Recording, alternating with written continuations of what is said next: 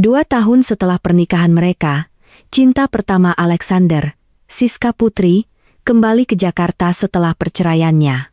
Malam itu, suamiku, yang tak pernah sekalipun menginap di luar, tidak pulang. Dulu, ibu mertuaku, Ibu Sari, pernah menawariku 50 juta untuk meninggalkannya. Aku menolak. Sekarang, aku berubah pikiran. Kali ini, aku yang akan meminta 100 juta dan memberinya cerai. Toh, menantu idaman wanita tua itu kini sudah bercerai dan bebas. Jadi, ia pasti akan sangat senang jika aku menyingkir. Pukul 6 pagi, aku mengetuk pintu kamar ibu mertuaku. 10 menit kemudian, keluarga Permata gempar. 2 jam kemudian, Alexander menerima surat perjanjian cerai dengan tanda tanganku. Malam yang sama, saat aku menari, berdempetan dengan seorang pemuda tampan di sebuah klub eksklusif di Kemang, Alexander dan anak buahnya menutup seluruh tempat itu. "Elena, omong kosong apa ini?" teriak ibu mertuaku, menatapku dengan marah dari ambang pintu kamarnya, rambut keritingnya berantakan. "Dan rok apa itu? Apa kau mencoba mempermalukan nama Permata?" Ia menunjuk rok mini yang kupakai, gemetar karena marah. Alexander menyukai wanita yang suci seperti bunga lili, berambut gelap, blus putih, dan rok panjang. Ibunya, seperti mantra, selalu berkata, "Sekarang setelah kamu menjadi anggota keluarga Permata, kamu harus menjaga kesopananmu dan tidak memperlihatkan kaki dan lenganmu. Itu memalukan keluarga."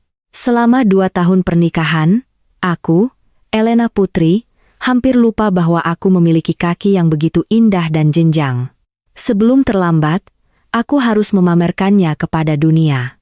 Melihatku tidak merespons, ia mengira aku kembali takut. Ia mulai berteriak, menunjuk jarinya padaku. "Cepat ganti baju. Lalu turun ke dapur dan buat sarapan."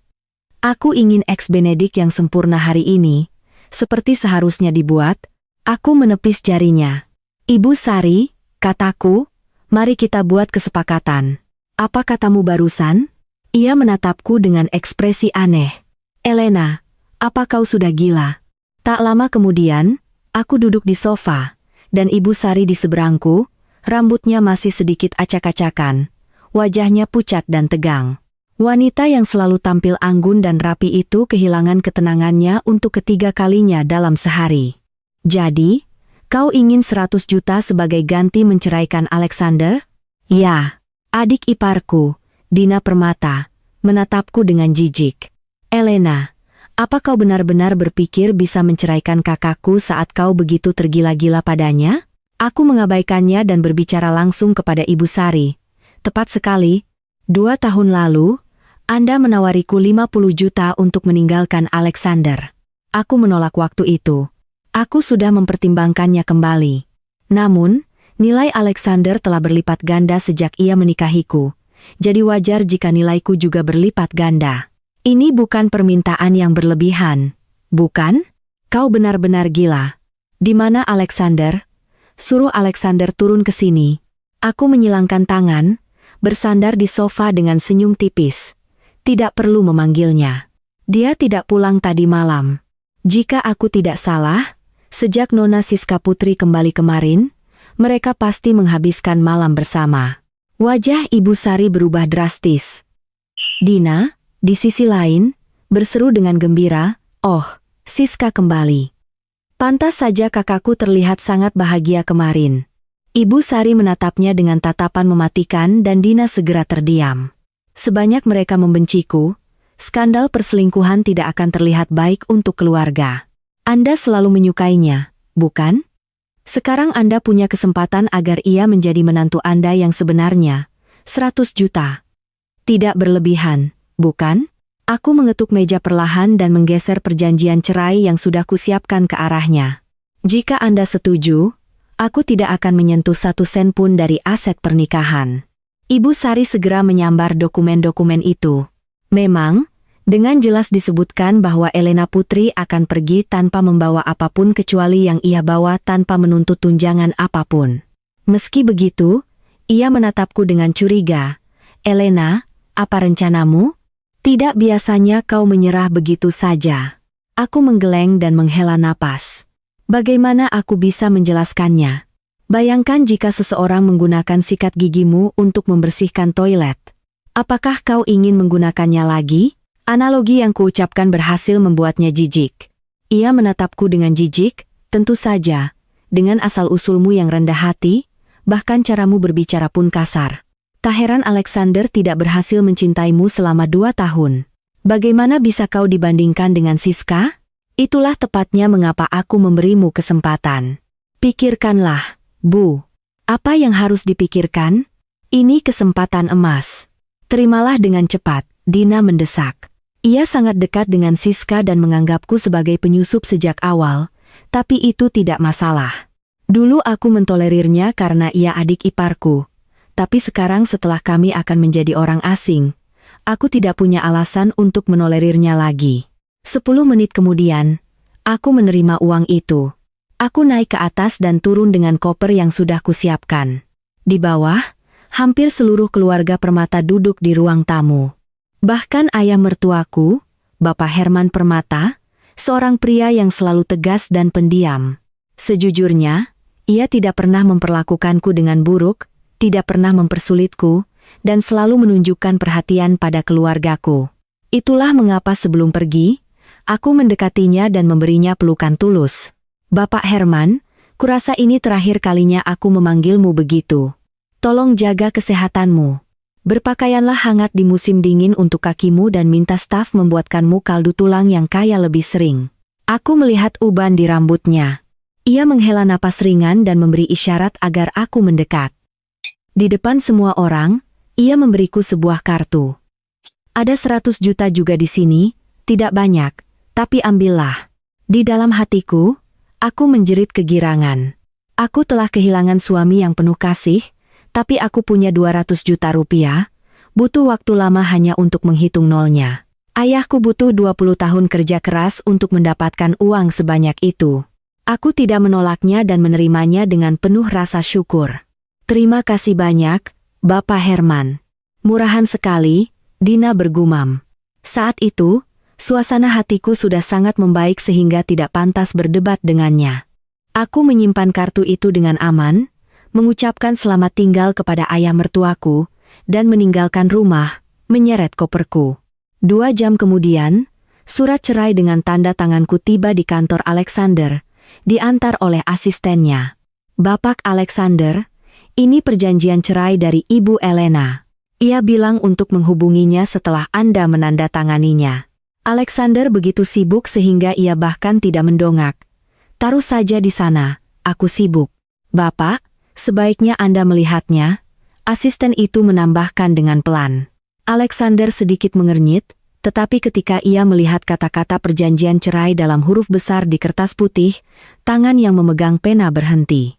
Ia mengambil lembaran tipis itu dan membalik halaman-halaman, tatapannya akhirnya berhenti pada tanda tangan Elena Putri. Namun, hanya beberapa detik kemudian, Alexander menyerahkan dokumen itu kembali kepada asistennya. Telepon wanita itu dan katakan padanya aku akan pulang jam 8 malam, tapi malam ini kau juga punya pesta penyambutan untuk Nona Siska Putri. Mata Alexander berkedip dingin. Pergilah. Asisten itu tidak berani berlama-lama, dan menjawab dengan tergesa-gesa.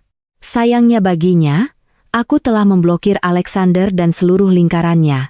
Jika Golden Retriever keluarga punya akun Instagram, aku juga akan memblokirnya. Bapak, saya yakin Ibu Elena telah memblokir nomor saya. Suara asisten itu bergetar, wajah Alexander semakin gelap. Ia mengambil ponselnya sendiri dan memanggil nama Elena sendiri. Sayangnya, ia tidak tahu bahwa ia adalah yang pertama dalam daftar blokir. Ia meletakkan ponselnya, mengeluarkan sebungkus rokok dari sakunya, dan menyalakan sebatang. Keluar dari sini. Setelah menghabiskan seluruh rokok, Alexander mencoba menenangkan diri dan kembali fokus pada pekerjaan. Tapi kemudian ia menerima telepon dari Dina. Kak, aku punya berita besar. Kau akhirnya terbebas dari Elena yang lengket itu. Sekarang kau bisa mewujudkan cintamu dengan Siska. Kau tidak perlu lagi menghindari pulang ke rumah untuk menemuinya. Apa kau tidak bahagia? Terkejut Dina. Bicaralah yang jelas. Apa yang terjadi? Apa yang Elena lakukan sekarang? Alexander melonjak, melonggarkan dasinya dengan gugup. Hanya karena tidak pulang semalam, Elena telah menciptakan seluruh kekacauan ini. Tidakkah ia memikirkan konsekuensinya jika ia menandatangani surat-surat itu? Kakak, Elena meminta ibu 100 juta sebagai ganti menceraikanmu. Dia sudah pergi, tapi dia hanya mengambil barang-barangnya sendiri. Dia tidak menyentuh apapun dari keluarga Permata. Kurasa dia setidaknya punya sedikit hati nurani. Kakak, aku harus menyampaikan kabar baik ini kepada Siska. Saat Dina mengobrol dengan gembira, telepon terputus. Alexander mengambil jaketnya dan langsung keluar. "Di mana Elena?" tanyanya kepada asistennya. "Maaf, Bapak. Tidak ada yang tahu. Ibu Elena telah memblokir semua nomor kita." Alexander merasakan kemarahan naik ke tenggorokannya. Tetapi ia adalah pria dengan kendali diri yang tinggi. Ia dengan cepat kembali tenang. Dia bilang untuk meneleponnya saat aku menandatangani, kan? Asisten itu, memperhatikan ekspresinya, menjawab dengan hati-hati. Ibu Elena mengatakan bahwa jika Anda menandatangani, Anda bisa bertemu pada hari Senin jam 9 pagi di pengadilan, dan Anda sebaiknya tidak terlambat. Alexander berdiri di sana, wajahnya semakin muram. Setelah beberapa saat, ia melepas kacamatanya dan menyerahkannya kepada asistennya.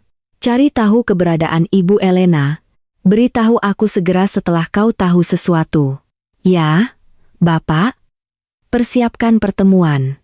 Setelah mengatakan ini, Alexander berbalik dan kembali ke kantornya. Proyek hari ini sangat penting dan akan menentukan arah perusahaan Permata selama 5 tahun ke depan.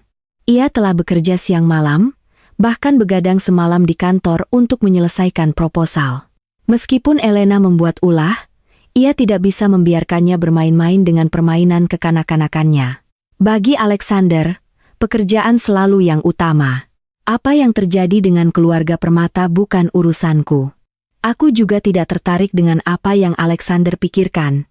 Saat itu, aku berada di apartemen yang dibelikan ayahku sebelum aku menikah, memeluk boneka beruang dan menangis sepuasnya. "Elena, berhenti menangis," kata sahabatku, Lia, menyerahkan tisu. Muak dengan situasi itu, aku mengambil tisu, mengeringkan air mataku, dan memeluk boneka beruang lagi untuk melanjutkan tangisanku. Aku bercerai. Bercerai di usia 25. Hidupku adalah tragedi. Jika aku harus menikah lagi di masa depan dan tidak bisa menemukan pria yang lebih kaya dari Alexander, semua sosialita di Jakarta akan menertawakanku. Malam ini, kita akan melupakan kesedihan kita. Kakak seorang teman baru saja membuka klub dan mereka bilang semua bujangan yang memenuhi syarat di Jakarta berkumpul di sana. Aku mendongak menatap Lia, mataku merah. Apa mereka benar-benar tampan? Lebih seksi dari Alexander? Bahkan jika mereka lebih jelek, setidaknya mereka akan lebih muda, punya lebih banyak energi, dan tahu cara menghiburmu dengan lebih baik. Tidakkah kau pernah mendengar pepatah bahwa anak kuliahan lebih keras dari berlian? Lia, ingin menyadarkanku, menarikku dari lantai. Apa kau akan memakai gaun seksi dan indah sekarang dan menghilangkan stres dengan seorang anak kuliahan yang seksi bersamaku atau tidak? Aku ragu sejenak dan mengangguk. Sudah 2 tahun 1 bulan sejak aku memakai gaun seksi. Sebelum menikah dengan Alexander, aku biasa berjalan-jalan setiap hari dengan celana pendek dan crop top. Pertama kali aku bertemu Alexander adalah pada kencan buta yang dipaksakan ayahku. Aku baru berusia 20 tahun dan ia hampir 30, yang menurutku menjijikkan. Dan seperti yang diharapkan di tengah musim panas, ia muncul dengan setelan jas lengkap dan dasi seolah-olah baru saja kembali dari negosiasi internasional. Aku, di sisi lain, berambut pirang, mengenakan atasan tanpa tali, dan celana pendek. Ayahku hampir pingsan ketika melihat rambutku. Ia mencoba tergagap-gagap mencari alasan kepada Alexander, tetapi kata-kata tidak keluar. Alexander yang tenang berdiri dengan sopan dan menarik kursiku. Karena aku tidak berniat menikah, aku berperilaku sesuka hatiku. Aku fokus makan dan minum tanpa menunjukkan sedikit pun kesopanan. Ayahku menatapku, memberikan tatapan peringatan, tetapi aku pura-pura tidak melihatnya. Di akhir makan, sebagai bentuk kesopanan, Alexander mengantarku pulang. Ia adalah pria yang pendiam, dan aku sedang dalam fase gadis pesta, jadi aku pikir itu akan berakhir di situ. Namun, beberapa hari kemudian, ia mengajakku keluar lagi. Ayahku tersenyum lebar. Sepertinya kau memberikan kesan yang sangat baik padanya. Sangat mungkin pernikahan ini akan terjadi, katanya. Aku berteriak marah. Dia menyukaiku, tapi aku tidak tertarik. Penjahat tua itu. Ayahku membungkamku dengan satu kalimat. Kau tidak menyukainya. Sainganku, Bapak Kusuma, sedang melakukan segala cara, bahkan menyewa Mak Komblang untuk menikahkan putrinya dengannya. Mendengar itu, aku terbakar. Monica Kusuma menginginkannya? Kalau begitu aku harus merebutnya. Aku mulai berkencan dengan Alexander. Awalnya, hanya untuk memberi pelajaran kepada Monica. Tapi setelah beberapa bulan, aku jatuh ke dalam perangkap cinta. Aku jatuh cinta pada Alexander. Gila-gilaan, dengan penuh gairah, aku melemparkan diriku ke dalam api. Cinta membuatku kehilangan diriku sendiri. Ia, dengan sikap tenangnya, mengendalikan segalanya, dan bahkan mengubahku menjadi putri ideal yang selalu diimpikan ayahku. Rambut gelap, gaun panjang, persis seperti yang ia suka, dan aku senang mematuhinya. Sampai suatu hari di komputernya, aku menemukan foto dirinya dengan Siska Putri dari masa kuliah mereka. Siska, sesuai dengan citra rapi dan sopannya, mengenakan gaun putih dan berambut gelap, memancarkan kemurnian. Ada anak laki-laki lain di foto itu, tapi ia berada di antara mereka berdua. Namun, bagiku, seolah-olah tidak ada orang lain di sana. Aku tenggelam dalam senyum malu-malu Siska kepada Alexander. Ternyata Alexander tidak menyukai Elena dengan rambut panjang dan gaun putih. Di hatinya, seperti banyak pria lainnya, ada cinta pertama yang membosankan dan biasa-biasa saja. Tapi saat itu, aku sangat mencintainya sehingga aku tidak berani menanyakan hal itu padanya. Aku takut bahwa dengan melakukan itu, kebahagiaan yang kupegang di tanganku akan pecah seperti gelembung sabun. Selain itu, sebelum Alexander dan aku menikah, Siska sudah menikah dengan orang lain, yang selalu kuanggap sebagai kelegaan. Tapi sekarang, Siska kembali bercerai. Memikirkan bagaimana Alexander telah merawatnya malam sebelumnya, bahwa mereka pasti bersama sepanjang malam, air mataku kembali menetes. Lia dengan cepat menyeretku ke lemari pakaian, mengobrak-abrik lemari pakaianku, dan mengeluarkan gaun hitam ketat yang sangat seksi, meletakkannya di tanganku. Ia juga diam-diam mengeluarkan satu set pakaian dalam baru. Pakai ini, berat badanmu turun akhir-akhir ini, dan kau terlihat sangat memukau. Ini akan membuat dadamu terangkat, pinggangmu ramping, dan bahkan para pastor pun akan menoleh. Aku memeluk pakaian itu dan menatap Lia dengan mata berkaca-kaca. Apakah tidak apa-apa? Aku sudah bercerai sekarang. Bukankah seharusnya aku berpakaian lebih sopan? Lia menatapku seolah hendak memukulku. Elena, kau baru 25 tahun? 25 adalah usia paling cemerlang bagi seorang wanita. Jika kau ingin berpakaian sopan, kita bisa membicarakannya saat kau berusia 52. Baiklah, baiklah. Dua wanita berusia 25 tahun, satu bergaun hitam dan satu bergaun putih, dalam balutan gaun ketat berpotongan rendah dan stiletto setinggi langit, memasuki klub, bergoyang dengan anggun. Awalnya, aku merasa sedikit aneh. Setelah 2 tahun berpakaian sopan, tiba-tiba menjadi begitu seksi dan menarik perhatian terasa aneh. Tetapi setelah 1 koktail, aku mulai berubah pikiran. Aku telah menandatangani surat cerai, dan Alexander pasti juga akan dengan senang hati menandatanganinya. Minggu depan, kami akan pergi ke pengadilan, dan semuanya akan berakhir. Sejak saat itu, kami tidak akan ada hubungannya satu sama lain. Alasan ia setuju menikahiku begitu tiba-tiba mungkin karena rasa sakit akibat pernikahan Siska. Aku menggigit bibirku, menahan air mata, aku menjauh dari bar dan bahkan menurunkan garis leher gaunku sedikit lagi, tersandung. Aku meraih tangan Lia dan kami menuju ke lantai dansa. Di lantai, pasangan pria dan wanita menari, berdempetan dengan penuh gairah. Aku segera rileks dan mendapatkan kembali perasaan lepas. Seorang pria tampan datang untuk berbicara denganku. Aku meliriknya, tidak buruk. Matanya sedikit mirip Alexander. Jadi aku mengulurkan tangan dan meraih kerah kemejanya. Ia segera melingkarkan lengannya di pinggangku, dan kami menari erat seperti pasangan lainnya. Aku belum pernah sedekat ini dengan orang asing, dan sejenak, secara naluriah aku ingin menepis tangannya, tetapi tiba-tiba musik berhenti. Semua orang di klub menoleh terkejut. Tiba-tiba, pria berjas hitam yang terlihat seperti pengawal menyerbu tempat itu. Pelayan dan staf keamanan terpojok. Para pengawal mengepung lantai dansa. Apa yang mereka lakukan? Apa yang terjadi? Apa mereka mencari seseorang? Rasa mabukku lenyap dalam sekejap. Tanpa ragu, mereka datang mencariku. Aku sudah bisa melihat Alexander Permata berjalan melewati kerumunan. Ia mendekat dengan langkah panjang tanpa ragu. Ia tidak memakai kacamata, dan ekspresinya sangat dingin. Jantungku berdebar kencang. Aku secara naluriah mencoba bersembunyi di balik orang-orang, tetapi tatapan tajam Alexander sudah menembus kerumunan dan terpaku pada wajahku. Aku sangat takut. Aku bahkan tidak bisa menatap matanya. Aku segera berbalik untuk melarikan diri. Elena, kata Alexander memanggil namaku. Aku mengenalnya.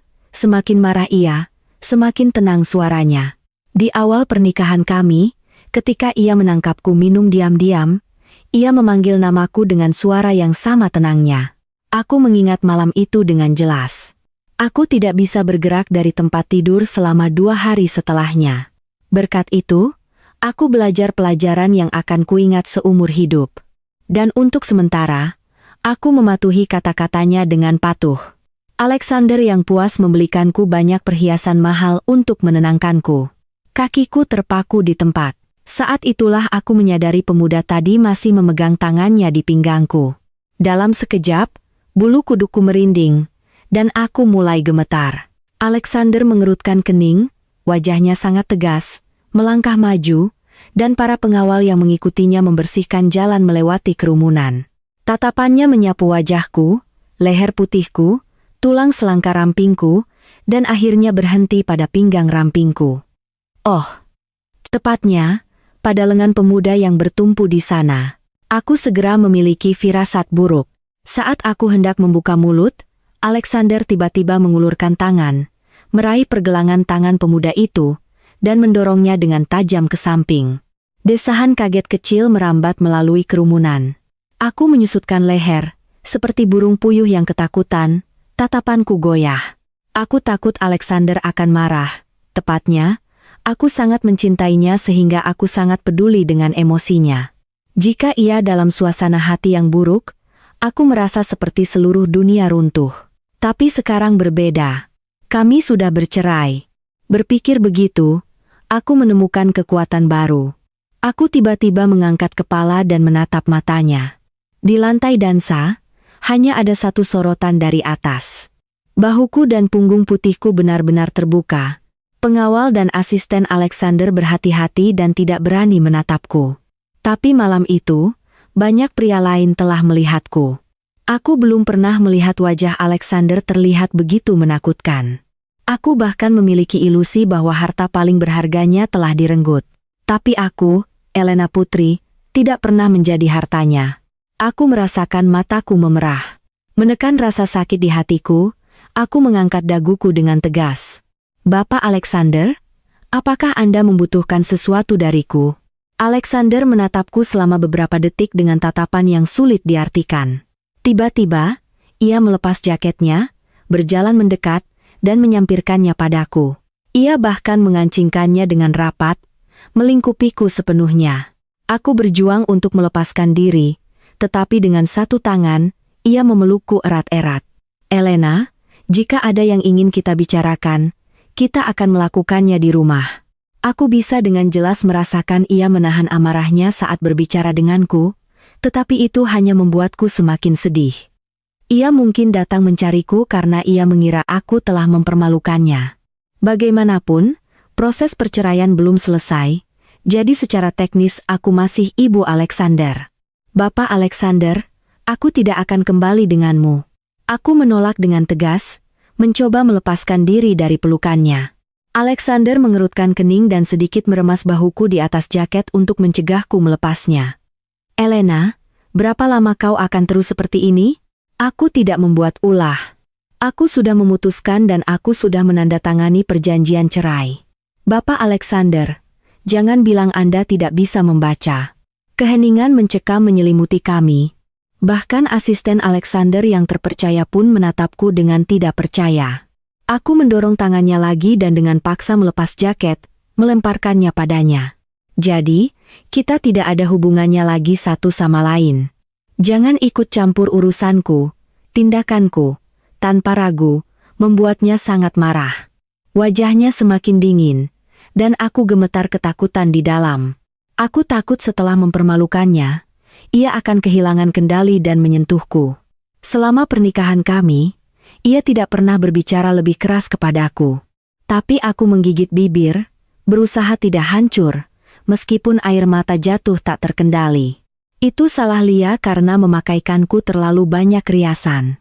Aku takut akan luntur. Jika luntur, aku akan terlihat seperti hantu. Aku tidak lagi memiliki keberanian untuk menatap mata Alexander. Setiap kali aku melihatnya, aku merasa sedih. Hatiku melunak dan aku tidak tahan memikirkan untuk meninggalkannya. Ia terlalu tampan, terutama saat ia marah. Ia adalah pria yang sempurna sesuai dengan semua fantasiku dan seleraku. Memikirkannya, mungkin alasan aku terkadang sengaja memprovokasinya adalah karena setiap kali dengan wajah dingin ia membuka kemejanya, mendorongku ke dinding dengan satu tangan, memegang daguku, dan menciumku dengan penuh gairah, berkata, "Elena, kau benar-benar perlu diberi pelajaran." Jantungku akan berdebar seperti remaja yang sedang jatuh cinta pertama. Selama 2 tahun pernikahan dengan Alexander, aku tetap tenggelam dalam demam cinta. Obsesiku padanya semakin dalam setiap hari. Ia dingin dan jarang tersenyum. Ayahku mengatakan itu adalah ekspresi pria yang dewasa dan tenang, tapi aku tahu betul itu karena ia tidak mencintaiku. Yah, bukan berarti ia benar-benar membenciku. Ketika ia di rumah, jika aku tidak sedang datang bulan, ia ingin memenuhi tugas perkawinannya hampir setiap malam. Tapi apa bedanya? Ia adalah pria berusia 30-an dalam puncak kejayaannya. Istrinya, aku, hanyalah alat yang sah dan nyaman.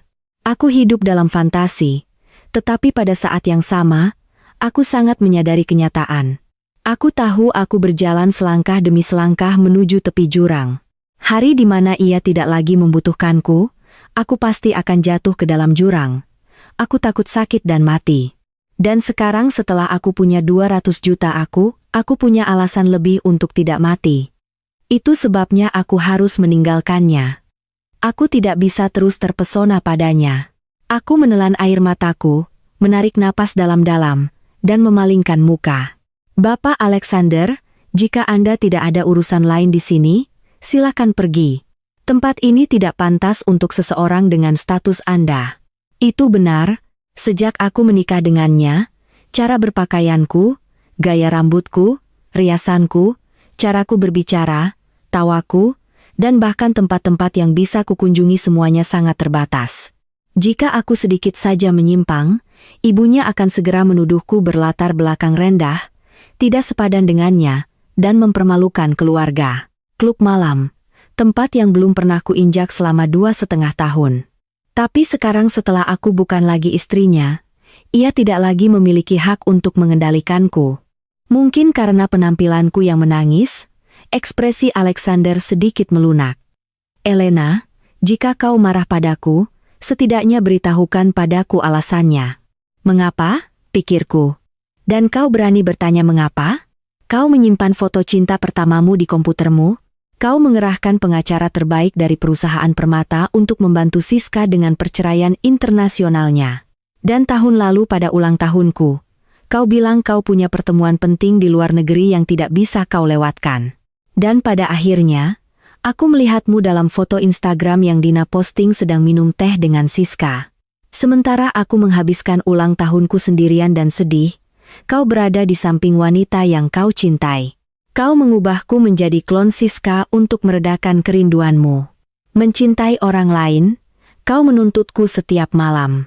Selama 2 tahun pernikahan, kau tidak membiarkanku hamil dengan alasan bahwa aku masih muda dan belum waktunya menjadi seorang ibu, bahwa kau juga belum siap. Pada kenyataannya, itu karena kau tidak menginginkan ikatan apapun, sehingga kau bisa dengan mudah menyingkir. Begitu Siska bercerai dan kembali, kau berhenti pulang. Dan sekarang setelah aku melakukan apa yang kau inginkan, kau bertanya padaku mengapa? Kepahitan memenuhi hatiku. Sebuah simpul kebencian naik dari dadaku ke tenggorokanku, mencegahku mengucapkan sepatah kata pun. Aku hanya bisa membiarkan air mata jatuh diam-diam, mungkin karena aku menangis begitu tak terkendali. Ekspresi Alexander sedikit melunak lagi. Elena, mari kita pulang. Ia mendekat lagi dan menyampirkan jaketnya di bahuku sekali lagi. Terseduh-seduh, aku mendorongnya dengan sekuat tenaga. Alexander, jangan sentuh aku. Kau membuatku jijik saat kau menyentuhku. Ia tidak berkata apa-apa lagi. Ia menatapku dengan wajah gelap. Tatapannya begitu gelap dan menakutkan sehingga membuatku merasa seolah-olah akulah pengkhianat dalam pernikahan ini. Menangis, aku tidak bisa menatapnya lagi. Aku meraih tangan Lia dan terhuyung-huyung keluar dari sana.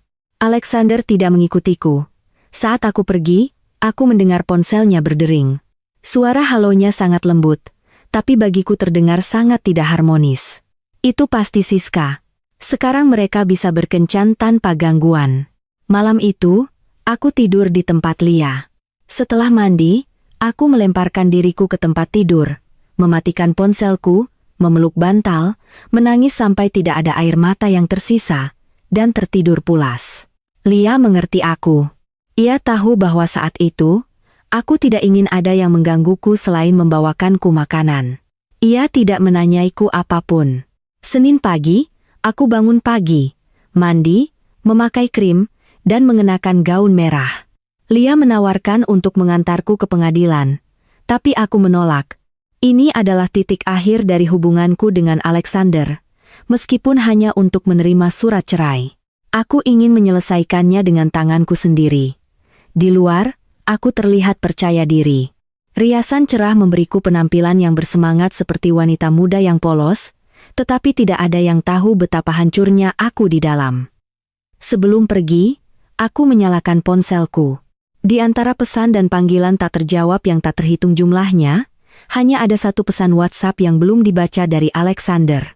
Itu adalah pesan yang ia kirim kepadaku malam sebelumnya, dan hanya berbunyi, Elena, aku akan menunggumu pada hari Senin jam 9 di pengadilan. Satu kalimat saja hampir menghancurkanku.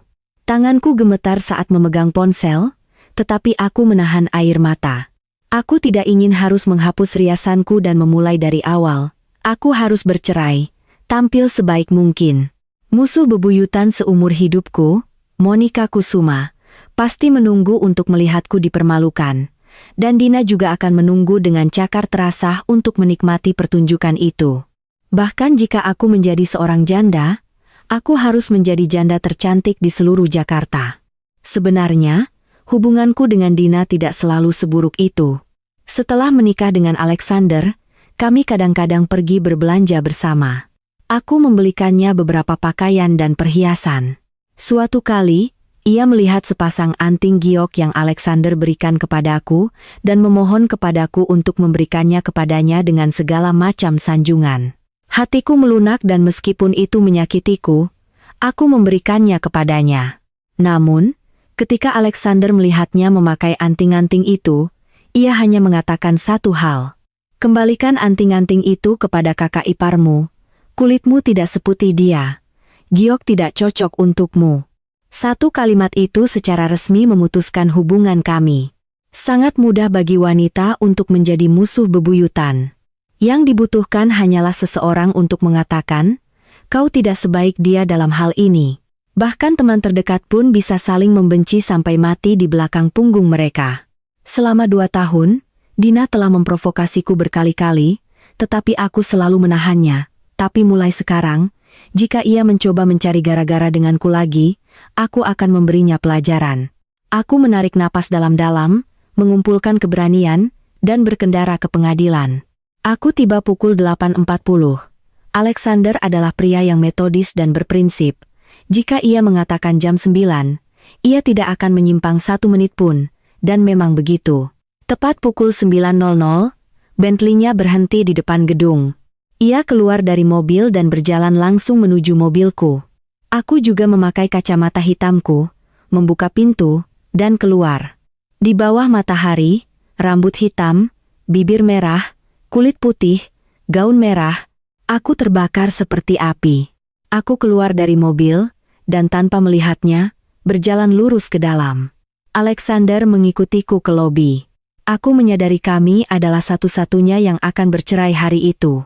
Alexander, apakah ia kembali menggunakan koneksinya dan mengosongkan tempat itu dengan sengaja? Aku ingat apa yang Lia katakan pagi itu. Klub temannya telah ditutup sementara karena mengganggu ketertiban umum. Sebuah ketidakadilan total. Tetapi jika tekanan dari Alexander Permata berada di balik semua itu, tidak ada yang berani menolak dan mereka tidak punya pilihan selain menutupnya. Lia berbisik kepadaku bahwa perilaku Alexander terlihat seperti suami cemburu yang marah pada istrinya. Mungkin ia tidak sepenuhnya acuh tak acuh kepadaku. Aku tertawa dalam hati, ia dan keluarga Permata hanya berusaha menjaga muka. Sudah Anda tanda tangani?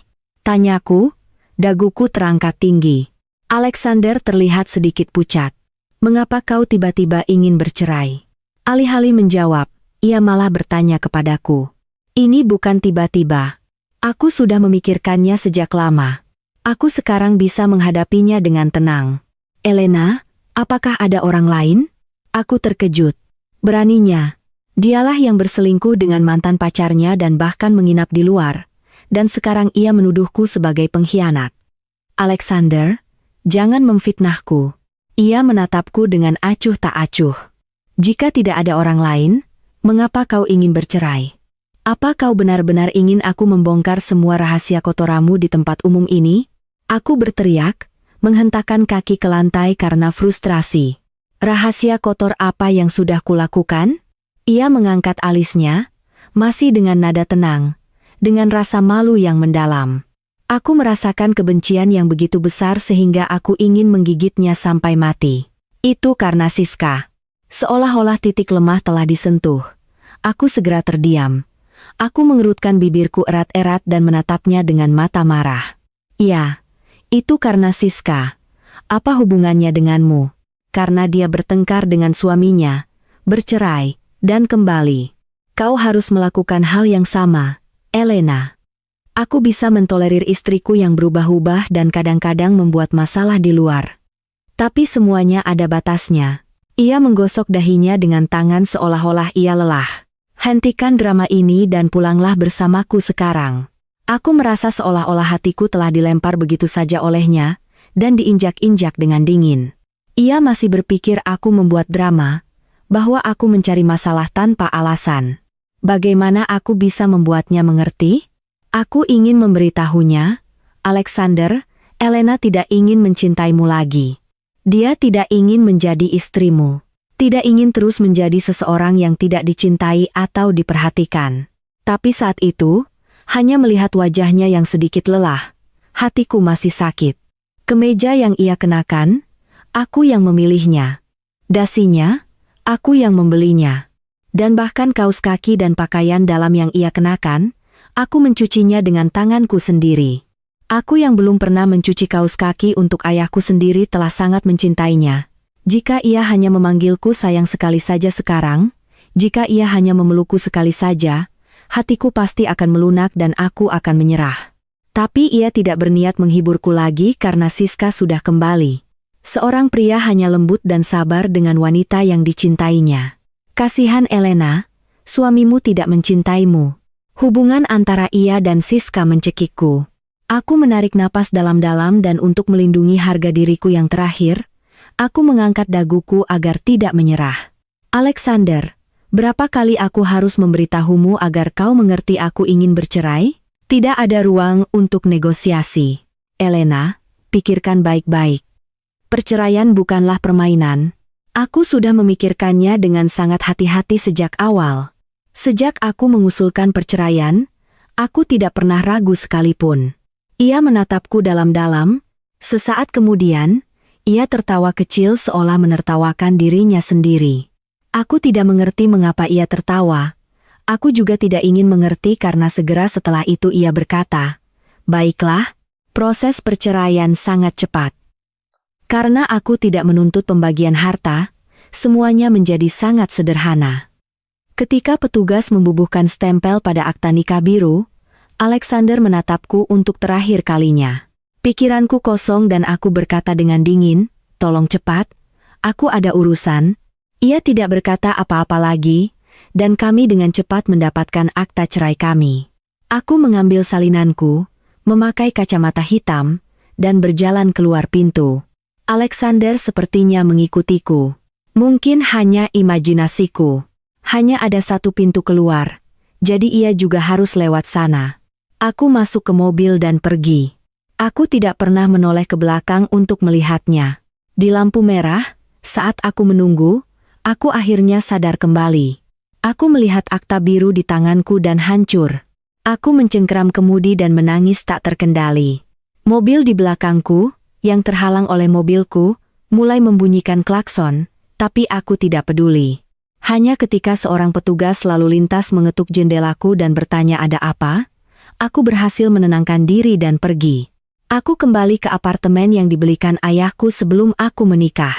Aku mandi, berganti pakaian, dan duduk linglung memeluk boneka beruangku. Tapi belum 10 menit berlalu, ponselku mulai berdering seperti orang gila.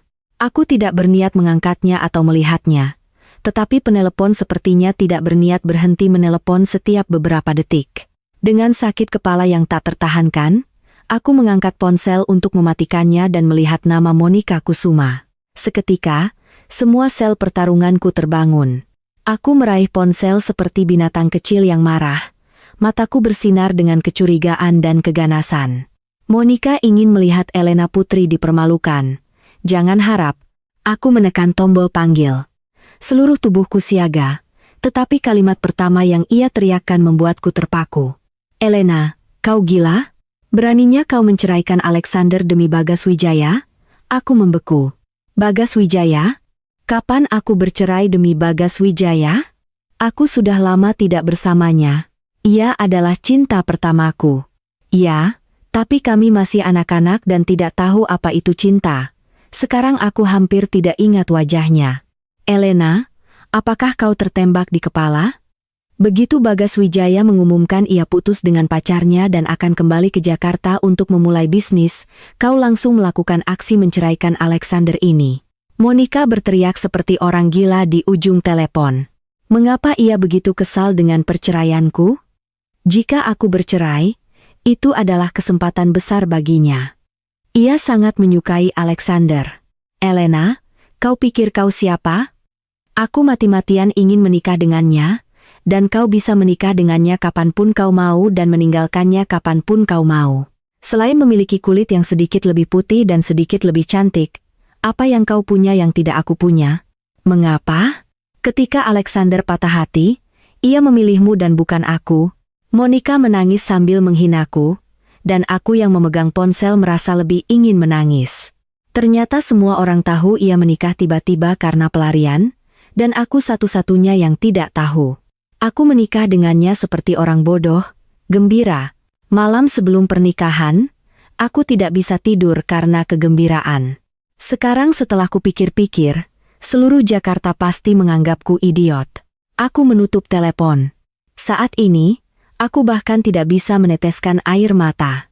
Aku menatap boneka beruang di depanku.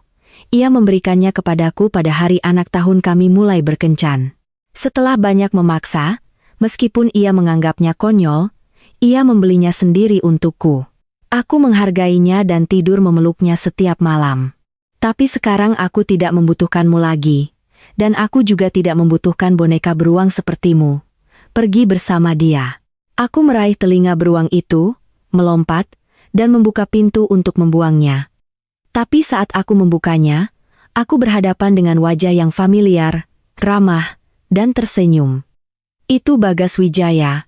Ia tersenyum lebar dan memelukku dengan tangan terbuka. "Elena, aku kembali." Tepat saat itu, di belakangnya, pintu lift terbuka dengan bunyi ding. Sosok Alexander Permata secara bertahap muncul dalam bidang penglihatanku. Boneka beruang yang kupegang jatuh ke lantai dengan bunyi tumpul. "Elena, ada apa denganmu?" tanya Bagas dengan manis. Seluruh tubuhku kaku seperti batu. Aku tidak bisa berkata apa-apa. Aku juga tidak punya kekuatan untuk mendorongnya menjauh. Aku hanya bisa menatap Alexander, yang berdiri tak bergerak. Ekspresinya dingin. Bagas akhirnya menyadari ada sesuatu yang salah, melepaskanku, dan berbalik. Tatapannya, yang tadinya hangat, kehilangan senyumnya ketika bertemu dengan Alexander. Tatapan Alexander seperti lapisan es tipis yang mampu membekukan siapapun hanya dengan sentuhan. Aku gemetar. Aku melangkah mundur dengan terhuyung-huyung dan mencoba menutup pintu untuk bersembunyi. Tetapi Bagas meraih tanganku. Aku secara naluriah menoleh untuk melihat Alexander. Wajahnya sangat gelap, bibirnya terkatup rapat. Aku bisa membayangkan kekuatan ia mengatupkan giginya. "Elena," kata Alexander, tetapi tidak melanjutkan. Seolah-olah aku tersengat listrik, aku segera menarik tanganku dari Bagas. "Bukan seperti yang kau pikirkan.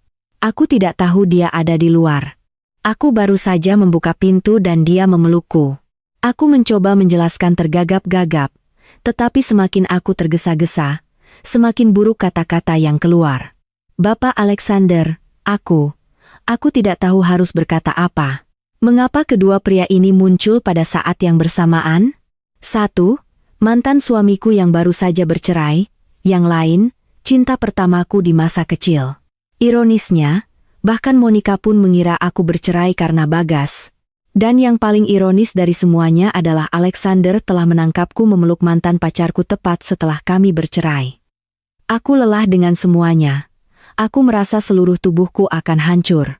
Tidak tahu harus berbuat apa, aku berteriak, "Aku tidak peduli. Pikirkan apapun yang kau mau." Dengan itu, aku berbalik untuk masuk kembali. Tapi tiba-tiba, semuanya menjadi gelap dan dunia mulai berputar. Dalam sekejap itu, ratusan novel romansa yang kubaca di masa remajaku melintas dalam pikiranku. Aku dengan cerdik membiarkan diriku jatuh ke arah boneka beruang. Jika tidak ada yang menangkapku, setidaknya tidak terlalu sakit. "Elena." Aku menutup mataku. Aku mendengar Bagas memanggil namaku dengan khawatir. Tetapi orang yang menangkapku dalam pelukannya memiliki aroma yang familiar dan menenangkan. Campuran tembakau lembut dan jeruk. Lengan itu kokoh dan kuat, dan memelukku tepat saat aku akan jatuh. Itu Alexander. Aku langsung lega dan tetap menutup mata sampai kami berada di dalam mobil. Ketika aku mendengar Alexander berteriak pada sopir untuk langsung ke rumah sakit, aku membuka mata. Aku dengan lembut menarik lengan bajunya. Ia menatapku dan aku menjauh dari pelukannya. Aku pura-pura. "Aku baik-baik saja. Kita tidak perlu ke rumah sakit." Wajahnya menggelap. Aku menghindari tatapannya dan bergumam, apa yang terjadi sebelumnya adalah kesalahpahaman. Aku tidak tahu dia ada di pintu. Begitu aku membukanya, dia memelukku dan sebelum aku bisa mendorongnya menjauh, "Kau tiba. Apa kau menjelaskan ini padaku?" Tentu saja. Aku tidak akan membiarkan diriku dituduh mengkhianati secara tidak adil. Aku menatap matanya. Lagi pula, aku sudah lama putus dengannya. Dan kami tidak pernah berhubungan sejak itu. Perceraian ini tidak ada hubungannya dengannya. Kau sudah membela dia. Omong kosong apa ini? Aku hanya mengatakan yang sebenarnya. Elena, kau sebaiknya tidak mencoba membodohiku. Suara Alexander sedingin es. Jika kau baik-baik saja, keluar dari mobil, aku merasa seolah-olah seseorang menusukku dengan keras di hati. Aku menggigit bibirku dan melirik profilnya yang sangat tampan. Garis rahang yang tajam, setiap garis memancarkan maskulinitas. Aku menyukai jakunnya, terutama saat kami intim. Jika aku memberinya ciuman ringan di leher dan menggigit dagunya, ia akan menjadi lebih intens. Kecuali sekarang pikiran, bahwa Siska mungkin melakukan hal yang sama membuatku mual. Aku membuka pintu mobil dan keluar. Aku tidak mengatakan apa-apa atau menoleh ke belakang. Itu sebabnya aku tidak melihat bahwa Alexander dari sisi lain mobil tidak pernah berhenti menatap punggungku. Tatapannya tidak bergerak sampai aku benar-benar menghilang dari pandangannya. Suasana hatiku sangat buruk selama seminggu. Selama waktu itu, Bagas mencoba menghubungiku dengan segala cara, tetapi aku menolak semuanya. Aku tidak meninggalkan rumah sampai Lia meneleponku untuk pergi berbelanja dan minum teh. Kami berbelanja gila-gilaan. Tas, gaun, pasti tidak ada yang membuat wanita lebih bahagia selain berbelanja. Aku memesan vanilla bean frappuccino ukuran besar dan saat aku hendak memasukkan sedotan, sebuah bayangan ramping muncul di depanku. Aku mendongak dan melihat Siska. Ia menatapku dengan ekspresi sedikit bersalah. Elena. Suaranya seringan angin. Aku memeriksanya. Rambut gelap, gaun beige panjang, riasan tipis. Ia bukan kecantikan yang memukau, tapi ia murni dan manis. Tipe wanita yang sangat disukai pria. Tapi kami bukan teman. Mengapa ia memanggil namaku begitu alami? Apa yang kau inginkan? Bisakah kita bicara sebentar? Tidak. Elena, aku tahu kau mengalami masa sulit karenaku. Suaranya bergetar. Ia baru mengucapkan 4 kata. Dan ia sudah diambang air mata. Tidak, tidak, tidak. Jika ia menangis, Alexander akan datang dan mencekikku. Aku dengan cepat meletakkan minumanku dan mengubah nada bicaraku. Nona Siska, apa yang ingin kau katakan padaku? Sudut itu terlihat lebih tenang. Mari kita ke sana. Siska dengan mata merah seperti kelinci kecil mengangguk patuh. Ya, oke. Lia dan aku saling pandang. Kami membaca satu kata di mata masing-masing. Wow. Tak heran Alexander sangat memperhatikannya dengan gaya bunga lotus rapuh ini. Jika aku seorang pria, hatiku juga akan melunak. Aku merasa pahit. Ada saatnya aku juga mencoba bersikap patuh untuk memenangkan hati Alexander. Memikirkannya, aku adalah orang bodoh. Lihat Siska. Begitu alami dan manis. Tak heran setelah 2 tahun memberikan tubuhku berkali-kali, ia tidak mencintaiku. Aku mengikutinya. Cara jalannya dengan sepatu hak tinggi seanggun bunga lotus. Aku dengan celana pendek dan kaos serta rambutku yang berantakan terlihat seperti remaja yang belum pubertas. Bahuku merosot. Tapi di depan favoritnya, tak peduli seberapa banyak aku berdandan, Alexander tidak akan menoleh. Jadi sebaiknya aku menjadi diriku sendiri. Lebih mudah bernapas. Elena, aku tahu kau dan Alexander bercerai karena aku. Begitu kami duduk, Siska langsung ke intinya. Ya Tuhan. Ini persis awal dari 300 novel romansa yang pernah kubaca. Aku menyeringai lebar dan menatapnya. Ya, itu benar. Itu karena kau. Ia terdiam sejenak, matanya memerah, dan ia dengan lembut meraih tanganku. Elena, jangan salah paham. Alexander dan aku hanya teman lama di kampus. Ia membantuku demi masa lalu. Lagi pula, jika ada sesuatu di antara kami, itu sudah lama sekali. Kau tidak perlu khawatir. Fakta bahwa kau tiba-tiba bercerai sangat membebani hatiku. Jika aku telah menyebabkan keretakan di antara kalian, aku benar-benar tidak bisa memaafkan diriku sendiri. Jika kau begitu sadar, mengapa kau begitu dekat dengan pria yang sudah menikah? Jika kau merasa bersalah, mengapa kau membiarkannya tinggal di rumahmu? Apa kau nyaman menggunakan suami orang lain? Ia terdiam lagi. Elena, itu kesalahpahaman. Kesalahpahaman apa? Bahwa kalian berdua berpelukan di bawah selimut? Aku bercerai. Aku tidak stabil secara emosional dan jet lag setelah kembali. Alexander khawatir dan itulah mengapa ia tinggal. Matanya penuh air mata. Elena, sungguh? Tidak ada apa-apa antara Alexander dan aku. Kami bersih. Jika ada perasaan semacam itu, aku pasti sudah menikah dengannya sejak lama. Elena, Alexander sedang dalam titik krusial dalam karirnya dan sangat sibuk. Jangan membuat keributan di saat seperti ini. Kau sudah 25 tahun sekarang, bukan anak-anak. Alexander bilang, kau masih belum dewasa, tapi setelah 2 tahun menikah, kau seharusnya punya sedikit penilaian. Ia menceramahiku seolah-olah ia ibuku. Bahkan ayahku sendiri tidak pernah berbicara kepadaku seperti itu. Sudah cukup bicaramu? Kau tidak punya apa-apa lagi untuk dikatakan? Jika tidak, aku akan pergi. Elena, aku memberitahumu ini dengan niat baik. Aku tidak ingin melihat kalian berdua putus. Alexander adalah orang penting dalam hidupku. Aku ingin ia bahagia. Kami sudah menandatangani surat cerai. Jika kau ingin membuatnya bahagia, cepatlah bawa ia dan nikahi dia. Jika Nona Siska menikah, ia akan bahagia, dan ibu mertuanya dan adik iparnya akan lebih bahagia. Seluruh keluarga bahagia dan bersatu. Selamat sebelumnya atas status Nyonya Permata yang baru. Aku terus tersenyum saat menatapnya, tetapi tangan yang kusimpan di belakang punggungku terkepal sangat erat hingga buku-buku jariku memutih. Telapak tanganku sakit seolah-olah akan sobek. Tak peduli seberapa sakitnya, aku tidak bisa menunjukkan setetes air mata pun padanya. Alexander sialan itu berani merendahkanku di depan cinta pertamanya. Ya, aku belum dewasa, kekanak-kanakan, dan tanpa penilaian. Tapi siapa yang menikahiku? Siapa yang berjanji akan memperlakukanku dengan baik, merawatku, dan selalu membuatku bahagia? Sebelum pernikahan, ia sendiri membawaku ke makam mendiang ibunya, berlutut, dan bersumpah akan merawatku seperti anak kecil.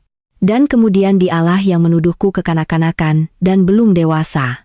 Tapi selama 2 tahun, sebagai istrinya, aku bangun pagi untuk membuat sarapan. Aku mengurus rumah dan bahkan membersihkan kamar Dina serta mencuci pakaiannya. Aku pergi berbelanja dengan ibunya, membawakan tasnya, menyajikannya air, dan bermain kartu dengannya. Aku menemani ayahnya ke pemeriksaan medis dan belajar memasakkan kaldu bergizi untuknya. Ketika ia pulang mabuk dan merasa sakit, aku membuatkannya minuman pereda mabuk. Ketika ia melakukan perjalanan bisnis selama sebulan, aku sangat merindukannya sehingga aku menangis di tengah malam, tapi aku tidak berani meneleponnya atau video chat agar tidak mengganggunya. Selama 2 tahun pernikahan, waktu yang ia habiskan di rumah bisa dihitung dengan jari. Duniaku berputar di sekelilingnya, dan secara bertahap mulai berputar di sekeliling seluruh keluarga Permata. Tak peduli seberapa banyak mereka membenciku, aku menggertakkan gigi dan menahannya karena aku mencintainya. Seperti orang bodoh, aku mempraktikkan ungkapan untuk mencintai segala sesuatu yang menjadi milik orang yang kau cintai. Jika aku terkadang melontarkan amarah atau keras kepala, itu hanya untuk mendapatkan sedikit perhatian dari suamiku, tapi ia selalu dingin. Ia hanya menciumku dan membisikkan beberapa kata manis ketika ia menginginkannya. Selebihnya, selalu dengan wajah estetik itu, jauh seperti orang asing, dan aku seharusnya lebih bijaksana, lebih dewasa. Selama lebih dari 2 tahun, aku belum bahagia sedetik pun. Dan ketika aku akhirnya dengan tegas menuntut perceraian, kekasihnya datang untuk menertawakanku dan mengejekku. Apalagi yang harus kutahan? Jika Siska terus memprovokasiku, aku siap membuat keributan untuk dilihat keduanya. Bahkan cacing pun akan berbalik. Tapi ia tidak memberiku kesempatan. Mungkin kata-kata terakhirku telah membuatnya marah karena ia pucat pasi. Ia begitu putih dan menangis dengan cara yang begitu menyedihkan sehingga aku hampir meminta bantuan Lia. Lalu Siska mengulurkan tangan kepadaku. Aku secara naluriah mengira ia akan memukulku dan menepis tangannya. Tetapi ia tersandung dan jatuh ke lantai dengan lemas seperti karung bulu. Lia berlari dengan panik. Saat kami hendak membantunya berdiri, ia tiba-tiba memegangi perutnya dan mengerang dengan suara lemah. "Elena, tolong panggil ambulans. Aku hamil. Aku masih minum progesteron untuk kehamilan ini." Mendengar itu, Lia menoleh menatapku. Aku juga terkejut selama beberapa detik dan kemudian aku memahami sesuatu. Alexander dan ia tidak baru-baru ini berhubungan kembali. Tahun lalu pada ulang tahunku, mereka bertemu di luar negeri. Tahun ini, ia juga pergi melakukan perjalanan bisnis ke sana. Ia telah menginvestasikan waktu, tenaga, dan uang untuk perceraian internasional Siska. Lalu anak yang ia kandung di dalam rahimnya. Itu pasti anak Alexander. Semua kekuatan, kekejaman, dan pasrah yang telah kubangun runtuh dalam sekejap itu. Aku berdiri di sana terpaku. Pandanganku kabur. Lia mengguncangku dengan panik. "Elena, jangan takut. Jika kau ingin menangis, menangislah. Jangan hanya berdiri begitu saja. Kau membuatku takut." Air mata menggenang, tetapi tenggorokanku tercekik oleh tangan tak terlihat. Aku tidak bisa menangis keras atau berbicara. Itu menindasku, mencekikku, hatiku hancur berkeping-keping. Aku tidak ingin membayangkan adegan-adegan itu. Alexander berbaring di samping Siska, ia menciumnya. Aku tidak ingin membayangkan betapa ia akan mengatakan bahwa ia mencintainya ketika mereka bersama. Mereka membawanya ke unit gawat darurat, dan ia masuk ke ruang pemeriksaan.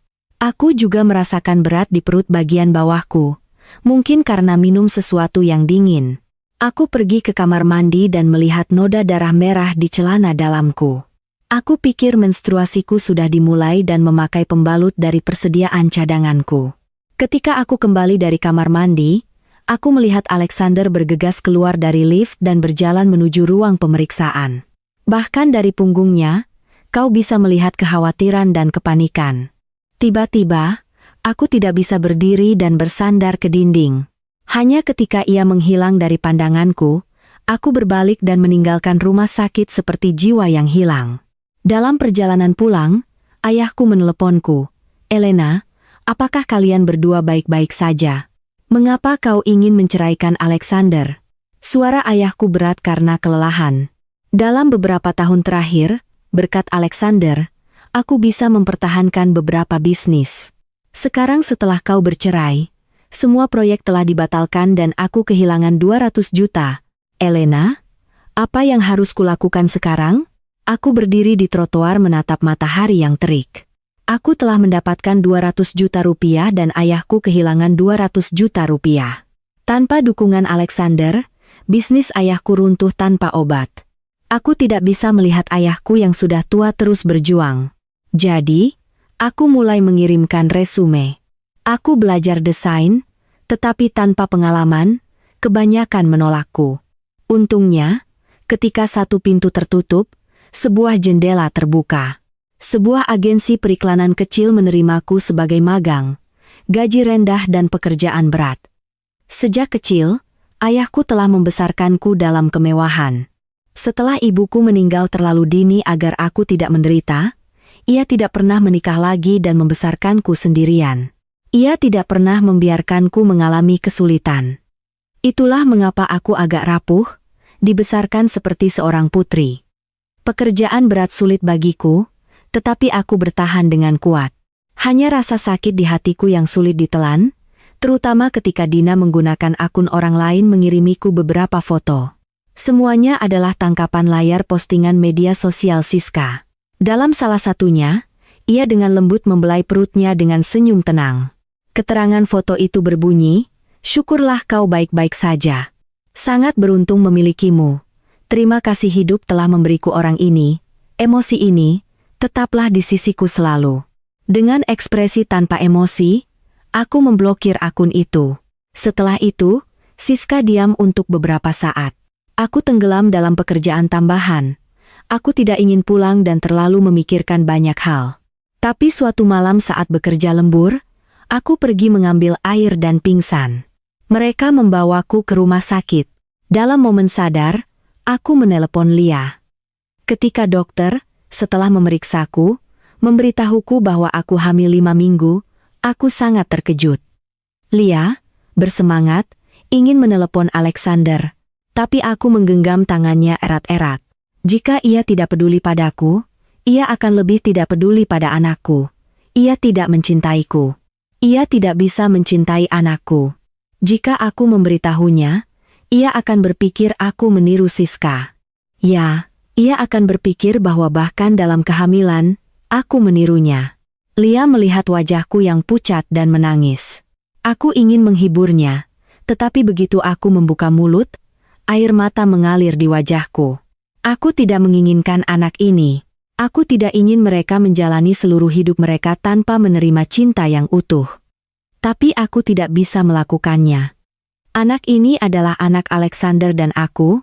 Jika itu anak perempuan, Alexander mungkin akan sedikit menyukainya. Jika itu anak laki-laki, ia akan tumbuh setinggi dan setampan dirinya. Aku memeluk perutku dan meringkuk, tersudut. Aku tidak berani. Aku tidak berani berpikir lagi. Aku mendengar pintu terbuka.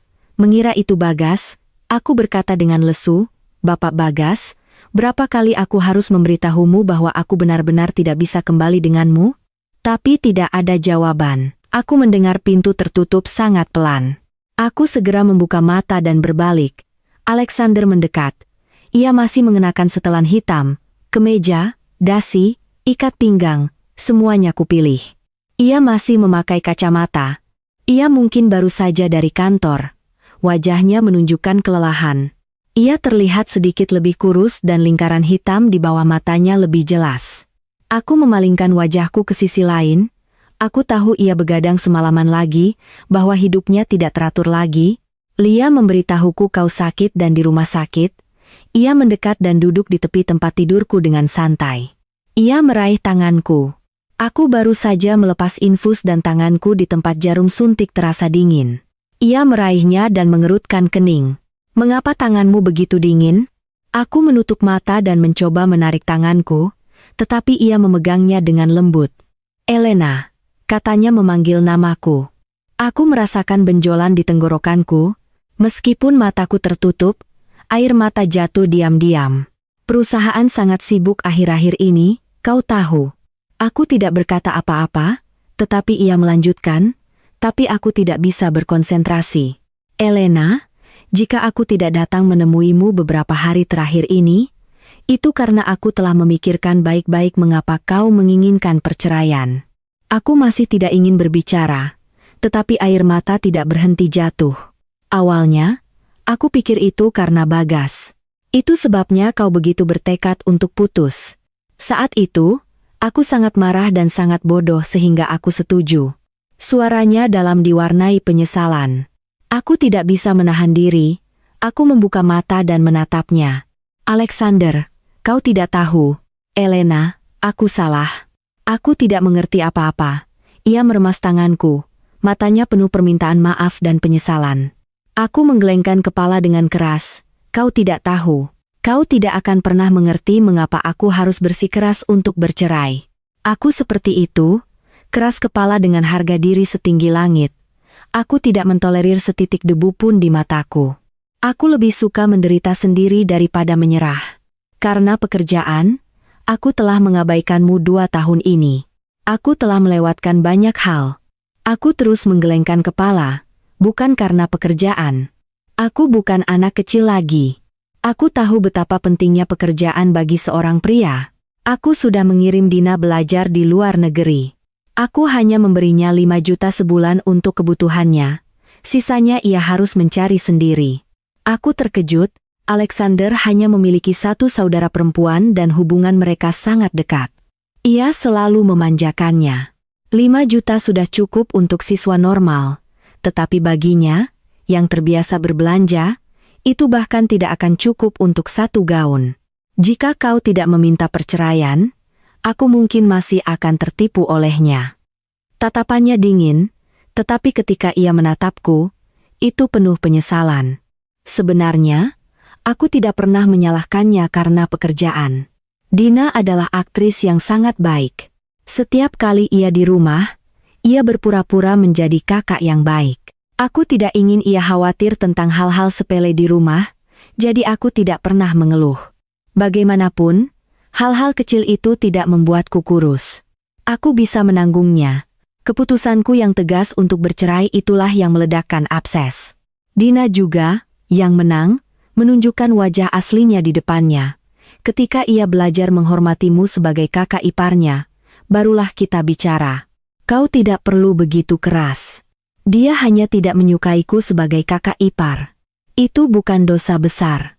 Suka atau tidak suka, ia harus menerimanya. Suka atau tidak suka, ia harus menelannya. Istriku satu-satunya adalah kau, Elena. Tapi Siska, kau selalu menyukainya. Siapa bilang aku menyukainya? Ia mengerutkan kening dan mengetuk dahiku dengan ringan. Dari mana kau mendapatkan ide-ide aneh seperti itu? Tapi kau menyimpan foto kalian berdua di komputermu, dan kau membantunya dengan perceraiannya. Dan tahun lalu pada ulang tahunku, kau bilang kau akan melakukan perjalanan bisnis, dan pada akhirnya, kau sedang minum teh dengannya. Dan aku bahkan tidak mendapatkan ucapan selamat ulang tahun. Suaraku pecah. Aku memiliki harga diri dan kebanggaan yang tinggi, jadi aku tidak pernah berani menanyakan hal-hal ini. Foto itu? Maksudmu yang di folder itu? Dia tersenyum begitu manis padamu. Maksudmu yang ini? Ia mengeluarkan ponselnya dan menunjukkan kepadaku sebuah foto. Itu adalah foto yang sama dengan yang ada di komputernya. Aku mengangguk dengan semangat. Yang itu, tanpa diduga, Alexander mulai tertawa. Ia adalah pria yang hampir tidak pernah tertawa. Pria ini pada dasarnya tegas, dingin, hampir kejam. Dalam 2 tahun aku menjadi istrinya, berapa kali ia tersenyum padaku bisa dihitung dengan jari. Aku terpana tanpa menyadarinya. Ia melepas kacamatanya dan dengan senyum pasrah menggelengkan kepala. Lalu ia mengulurkan tangan dan menyisir poniku. Gadis bodoh. Gadis bodohnya begitu lembut, hampir membuatku pingsan. Lihat lagi fotonya, kiri atas. Tidakkah ada seseorang yang kau kenal? Aku dengan cepat mengeringkan air mataku, membuka mata lebar-lebar, dan melihat dengan cermat. Di sudut kiri atas ada 2 orang, sepasang kekasih. Gadis itu berambut biru tua, mengenakan crop top, dan rok lipit yang sangat modern. Di sampingnya, seorang pria tinggi dan tampan serasi dengannya. Tapi yang mengejutkanku adalah, itu aku. Mataku melebar. Mengapa aku ada di foto itu? Tunggu sebentar. Yang di sebelahku terlihat seperti Bagas. Itu pasti dari saat aku berkencan dengannya di kampus. Aku menatap Alexander, terkejut. Apa yang terjadi? Hari itu, aku pergi ke universitas untuk suatu urusan, dan saat aku melewati lapangan olahraga, aku melihatmu. Aku akan menyapa, tapi kemudian pacarmu muncul. Suaranya tenang, tapi kurasa aku mendeteksi sedikit nada cemburu. Bohong. Aku tidak mengenalmu waktu itu. Kita bertemu pada kencan buta. Alexander tiba-tiba menatapku. Elena, kau yang melanggar janji lebih dulu. Kau melupakanku lebih dulu. Aku benar-benar bingung. Ia, sedikit marah, kembali ke dinginnya yang biasa. Jika kau tidak ingat, lupakan saja. Istirahatlah, Alexander. Aku secara naluriah meraih lengan bajunya hendak cemberut ketika aku tiba-tiba teringat kami sudah bercerai. Aku dengan cepat melepaskan tangannya. Ia melihat jam tangannya. Aku harus pergi rapat. Sangat penting. Aku akan menjemputmu sore hari untuk keluar dari rumah sakit. Kita akan melakukan pemeriksaan lagi bersama. Tepat saat ia hendak bangun, aku tidak bisa menahan diri untuk bertanya. Alexander, apakah Siska benar-benar hamil? Ia menatapku. Iya. Aku merasa seolah-olah seseorang meremas jantungku erat-erat. Tubuh mungilku terlihat semakin kecil di dalam piyama rumah sakit yang longgar. Tatapan Alexander melunak, ia mendekat dan membelai pipiku dengan lembut. Jangan berpikir yang bukan-bukan dan istirahatlah. Aku ingin bertanya apakah anak itu anaknya, tetapi kata-kata tidak keluar. Kami membawanya ke rumah sakit tepat waktu, jadi ia baik-baik saja. Jangan terlalu khawatir. Dan bahkan jika sesuatu benar-benar terjadi, itu tidak ada hubungannya denganmu. Ia pikir aku khawatir tentang keselamatan janin Siska. Aku sangat marah sehingga aku tidak ingin berbicara lagi. Aku mendorongnya dan berkata, pergilah ke rapatmu cepat. Sepertinya ia benar-benar sibuk. Ia menyuruhku istirahat dan pergi dengan tergesa-gesa. Pikiranku kacau balau dan aku tidak bisa lagi tinggal di rumah sakit. Selain itu, ia mengatakan bahwa sore hari ia akan membawaku untuk pemeriksaan lagi. Dan aku tidak ingin ia tahu aku hamil. Aku berganti pakaian, keluar diam-diam, dan pulang. Mungkin karena kehamilan, tubuhku mudah tertidur. Setelah mandi, aku berbaring dan langsung tertidur. Ketika aku bangun, aku mendengar suara samar di luar dan membuka pintu. Kau sudah bangun. Alexander berdiri di samping meja makan dan berbalik menatapku. Ia masih mengenakan kemeja dan celana hitam, pinggang ramping, tubuh kokoh, tanpa sandal. Ia berjalan mendekat dan melihat kakiku telanjang di lantai dingin. Ia sedikit mengerutkan kening dan membawakanku beberapa sandal. Ia membungkuk dan memakaikannya padaku. Akhirnya, aku memanggil namanya, Alexander. Malam Siska kembali, apakah kau bersamanya? Ia selesai memakaikan sandal padaku, mendudukkanku di meja, dan baru kemudian menjawab, hari itu, aku bekerja di kantor semalaman. Kau tidak menipuku? Aku tidak pernah menipumu, Elena. Kau yang tidak pernah mau percaya padaku. Ia mengulurkan tangan dan membelai wajahku.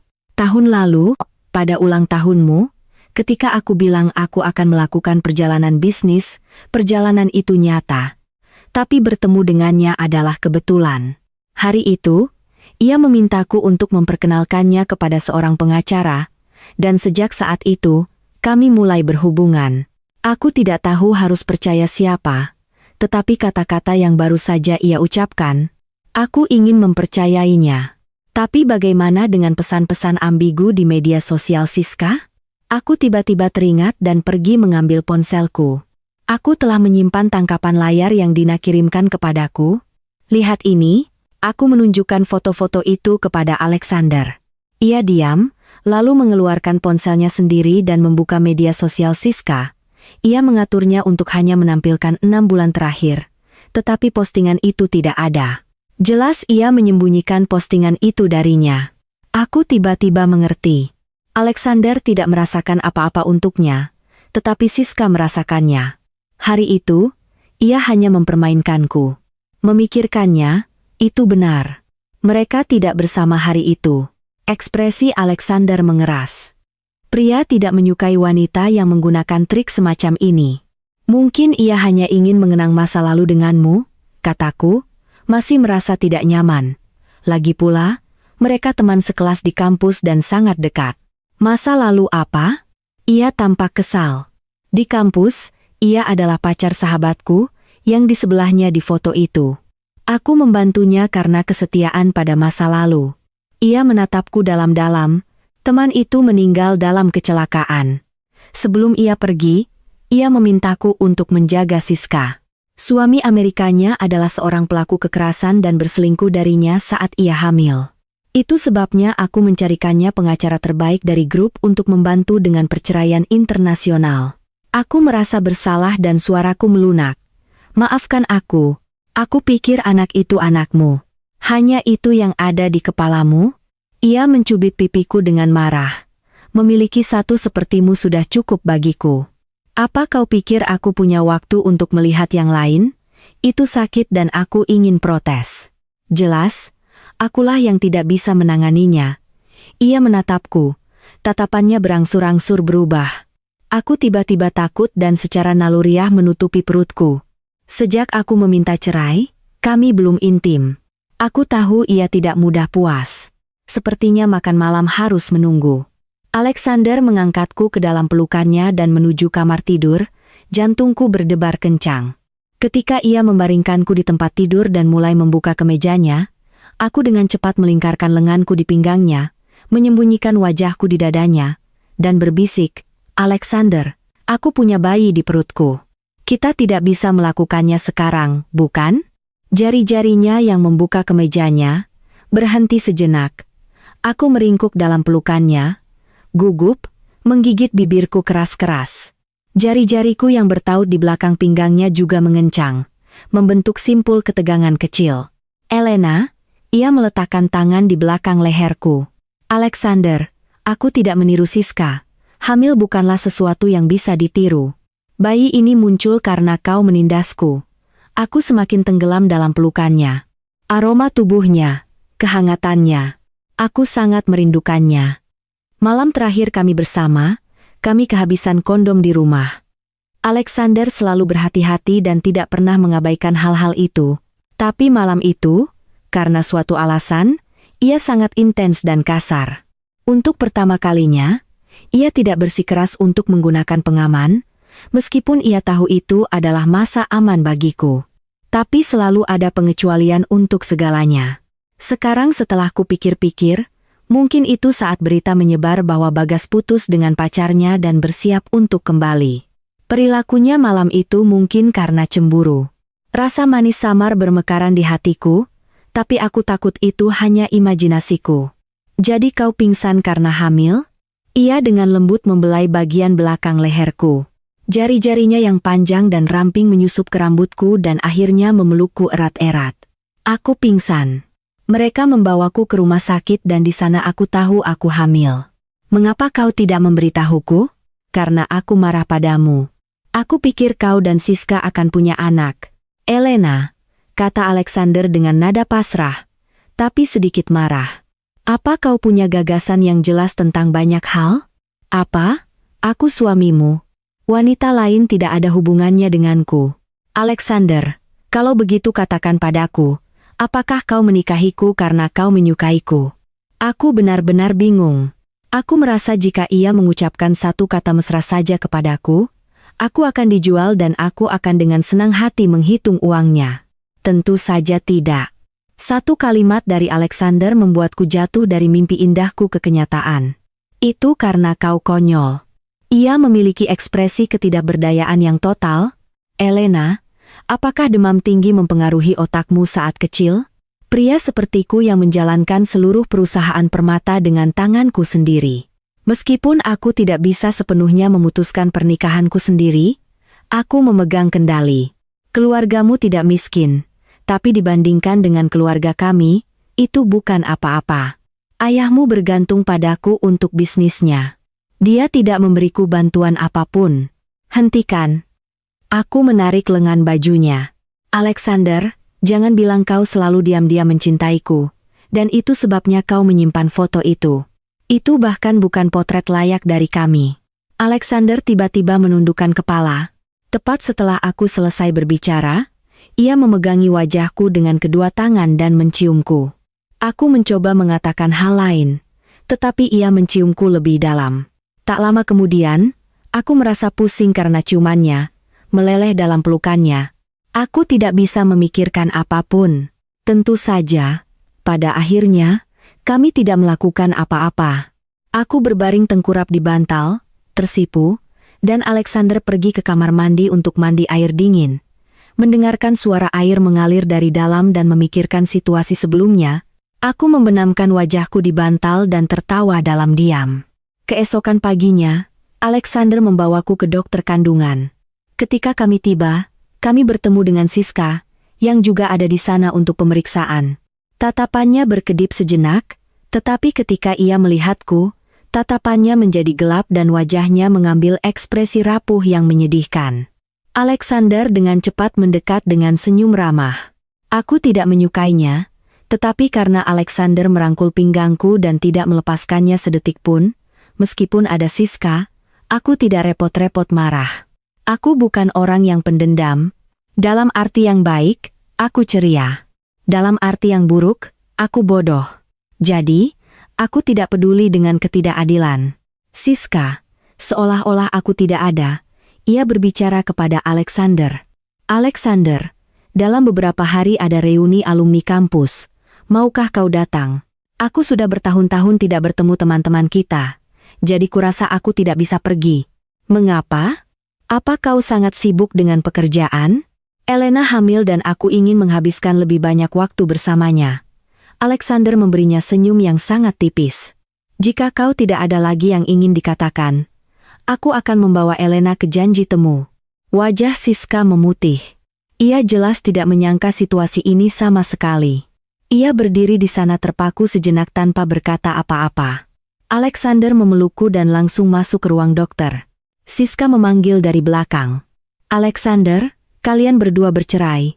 Jadi Elena, ia tergagap, tidak berbicara dengan jelas dengan sengaja. Itu adalah taktiknya yang biasa. Aku tidak membuka mulut. Masalah Siska adalah sesuatu yang disebabkan oleh Alexander. Jadi ia harus menyelesaikannya. Apa maksudmu?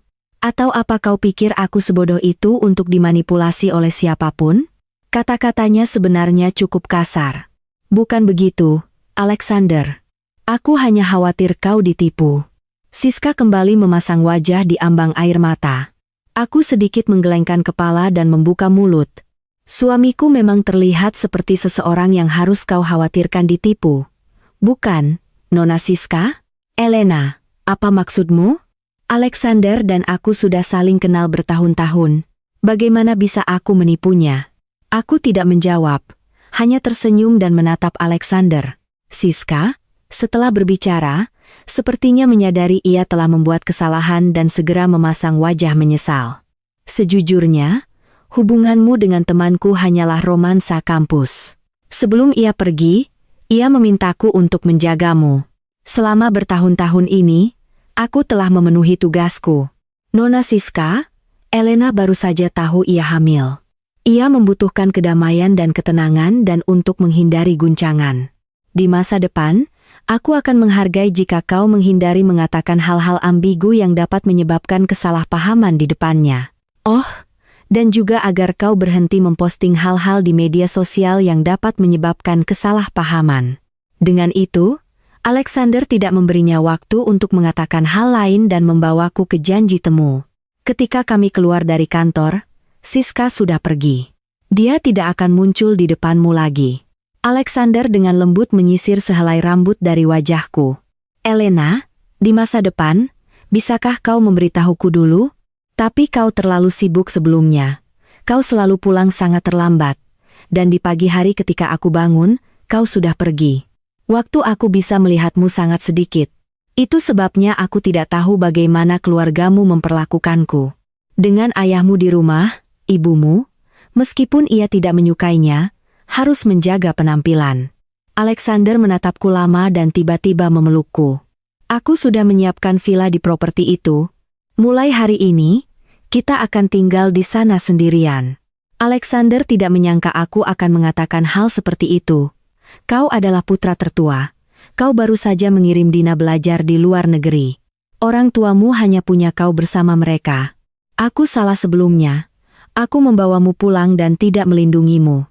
Aku tidak tahu seberapa banyak kau telah menderita. Alexander dengan lembut menyeka sudut mataku yang memerah. Elena, aku minta maaf. Air mataku segera menggenang.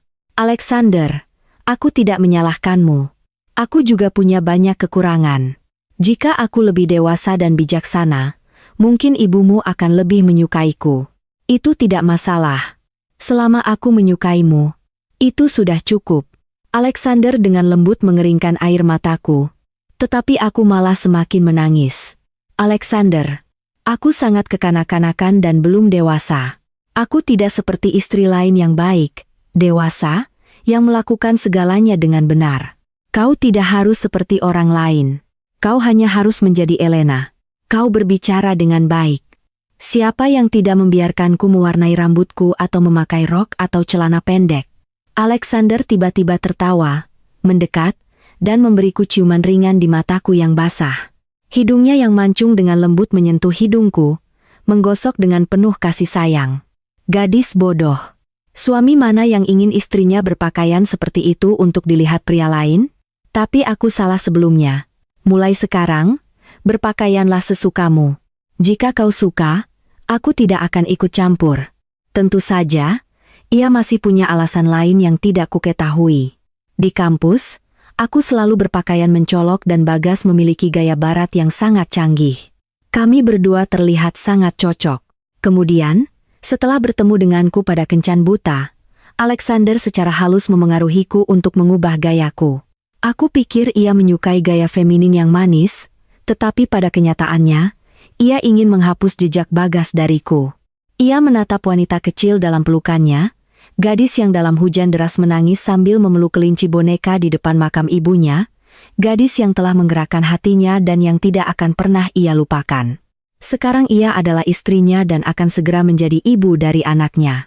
Ia ingin ia selalu murni, selalu seperti anak kecil. Ia akan memikul seluruh dunia di pundaknya untuk melindungi semua keindahan murni di dalam dirinya.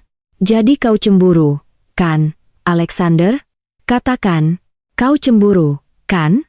Aku meraih kerah kemejanya, mengguncangnya dan cemberut. Kau tidak mau mengakui kau jatuh cinta pada kecantikanku, kan? Kau tidak suka pria lain melihat pinggang rampingku dan kakiku yang panjang, kan? Benar? Apa kau pikir kau masih punya pinggang ramping? Ia menyentuh perutku yang masih rata, berbisik di telingaku untuk menggodaku. Itu karena bayinya. Kau tidak bisa mengejekku gemuk karena aku hamil. Protesku keras-keras, membusungkan perutku dengan sengaja. Alexander, bahkan jika aku gemuk, kau harus mencintaiku, kau harus mencintaiku. Hati-hati. Bayi itu mungkin akan mendengarmu dan menertawakan ibunya. Alexander pasrah, meraih tanganku. Apa kau tidak lapar? Bukankah kau ingin makan hotpot? Bayinya seukuran kacang polong. Apa yang akan ia mengerti untuk menertawakan? Aku meremas tangannya erat-erat. 10 jari kami bertaut. Ia awalnya adalah orang yang dingin dan tegas. Aku belum pernah mendengarnya mengucapkan kata-kata kasar, tetapi sekarang mendengar kata-kata yang keluar dariku, ia hanya mengerutkan kening tanpa sedikit pun memarahiku. Aku tiba-tiba menyadari sebelumnya ada banyak detail kecil di antara kami yang memungkinkanku menyadari bahwa ia selalu menoleransiku. Tapi aku tidak pernah memperhatikannya sebelumnya. Ia diam-diam menahan sifatku yang berubah-ubah, kecerobohanku dalam berbicara, dan bahkan kekacauan serta kecerobohanku. Waktu yang ia habiskan di rumah tidak banyak, tetapi setiap kali ia kembali, tak peduli seberapa larut, ia akan menciumku, bahkan saat aku tertidur pulas. Dan setiap pagi ketika ia pergi, ia selalu memberiku ciuman perpisahan. Dalam 2,5 tahun sebagai istrinya, ia bangun pukul 6 pagi setiap hari. Tapi aku, istrinya, hampir tidak pernah bangun bersamanya. Aku jarang membuatnya sarapan atau mengikat dasinya. Aku tiba-tiba merasa bahwa aku benar-benar tidak sesuai standar. Aku tenggelam dalam emosi negatif, memperbesar keluhan dan keraguanku, melupakan pengorbanan dan toleransinya. Ketidakamanan itulah yang membuatku tidak bahagia dan yang membuatnya sibuk seperti dirinya, merasa bingung oleh amarahku yang tidak berguna. Sayang, begitu kami duduk di mobil, aku tidak bisa menahan diri untuk memeluknya. Sebenarnya, aku hampir tidak pernah memanggilnya sayang. Hanya di tempat tidur saat kami intim ia membuatku memanggilnya begitu. Aku membenamkan wajahku di punggungnya yang lebar. Rasa manis di hatiku secara bertahap melahap dendam. Ini suamiku, ayah dari anakku. Aku sangat beruntung telah menikah dengan pria ini. Apa kau tidak enak badan? Alexander berbalik dengan khawatir, memegangiku di bahu dan bertanya dengan suara rendah. Aku menggelengkan kepala dan mengulurkan tangan agar ia memelukku. Sebelumnya, karena tidak yakin dengan perasaannya, aku akan cemberut padanya. Sekarang setelah aku tahu ia peduli padaku, aku ingin cemberut padanya sepanjang hari. Alexander memelukku. Mengapa kau jadi begitu manja? Karena aku ingin manja padamu. Dulu tidak berani. Kau tidak berani? Aku tidak tahu siapa yang begitu manja sejak kita menikah. Ia memberiku ciuman ringan di daun telingaku. Pembohong. Kapan aku tidak? Setiap kali kau bilang kau lelah, itu sakit. Dan setelah aku merawatmu dengan sekuat tenaga, kau akan memelukku menangis dan berkata aku menindasmu. Itu karena kau benar-benar menindasku, mengambil keuntungan dari tubuhmu yang tinggi dan kuat. Itu karena kau tidak tahu bagaimana menghargai keberuntunganmu. Bagaimana jika aku memberikannya kepada orang lain? Jangan bermimpi. Aku akan mati kelelahan. Keberuntungan ini hanya untukku. Alexander menciumku. Kita makan dulu. Setelah kita makan di rumah, kita akan menyelesaikan urusan perlahan-lahan. Ia membawaku makan hotpot. Ia tidak suka tempat dengan bau minyak, tetapi karena aku menyukainya, ia menemaniku. Ketika kami selesai makan, saat kami hendak pergi, kami bertemu dengan Monica Kusuma. Ia datang untuk makan hotpot bersama beberapa teman. Begitu ia melihat Alexander dan aku berpegangan tangan, Monica menggigit bibirnya dan matanya memerah. Aku telah menjadi istri Alexander selama lebih dari 2 tahun, dan ia sepertinya masih belum terbiasa. Monica, marah, membusungkan pipinya. Ia terlihat seperti ikan buntal, dan sejujurnya, itu sedikit lucu. Memikirkannya, meskipun kami saling membenci, Monica bukanlah tipe orang yang berkonspirasi di belakangmu. Jadi, kami tidak benar-benar punya dendam yang mendalam. Hanya saja sejak kecil, aku suka menggodanya, dan hari ini tidak berbeda. Saat kami melewatinya, Monica menatapku dengan marah dan bertanya, Elena, apakah kalian berdua kembali bersama? Aku mengangguk. Ya, kami kembali bersama. Monica cemburu dan marah, tetapi mengatakan satu hal, kau tidak sepenuhnya bodoh. Oh, terakhir kali kau meneleponku, kau memberitahuku bahwa Alexander menikah dengan siapapun karena dendam. Ingat, Monica, malu, melirik Alexander, dan mencoba menjelaskan sesuatu. Aku melanjutkan dengan kemenangan. Maaf, tapi orang yang membuatnya dendam mungkin juga aku. Apa? Monica jelas tidak percaya. Matanya melebar. Esti, kau akan menakuti bayi di perutku. Aku segera memeluk perutku dan meringkuk dalam pelukan Alexander. Ia bekerja sama memelukku erat-erat. Elena, kau hamil? Monica terlihat terkejut. Bukankah Alexander bilang ia membencimu dan tidak akan punya anak denganmu? Siapa bilang begitu? Sebelum aku sempat menjawab, ekspresi Alexander berubah dingin. Monica, ketakutan, tergagap. Yah, orang-orang menggunjingkannya. Dina juga bilang begitu. Aku hanya mengulang apa yang kudengar. Aku tidak mengarangnya. Apa kau pikir aku akan menikahi wanita yang tidak kucintai? Monica dengan cepat menggelengkan kepala. Ia hampir mulai menangis. Aku menarik lengan bajunya. Sudah cukup. Aku mengantuk. Mari kita pulang. Alexander tidak berkata apa-apa lagi dan menggendongku. Aku menoleh menatap Monica dan berkata sambil tersenyum. Monica, kau sebenarnya sangat cantik. Aku yakin pria yang benar-benar mencintaimu akan muncul. Monica terbiasa berdebat denganku dan secara refleks ingin membalas. Tetapi ia tampaknya menahan diri karena kehadiran Alexander. Sepertinya orang yang bahagia menjadi lebih baik hati dan lebih murah hati. Bahkan dengan Monica, musuh masa kecilku, aku ingin mendoakan yang terbaik untuknya.